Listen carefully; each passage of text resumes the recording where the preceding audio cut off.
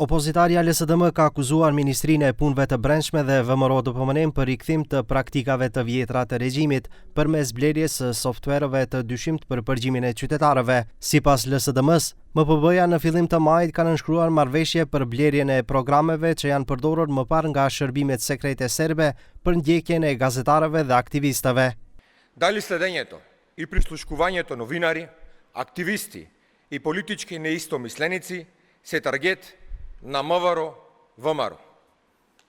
Софтверот Celebrate и Sites Pro, како и нови Spice, се алатки развиени за потреба на Српската безбедносна информативна агенција BIA. Проблематично е тоа што во светските медиуми и официјалните соопштенија на Google за овој софтвер се наведува дека бил користен за следење на новинари и активисти.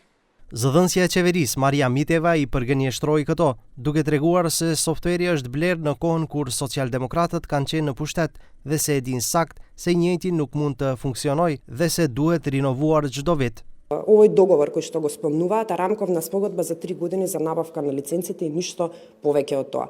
Замислете, набавуваат опрема во нивно време, денеска излегуваат на пресконференција или феруваат лаги. Мислам дека навистина немам што повеќе да додадам, освен дека навистина влада една голема безидејност.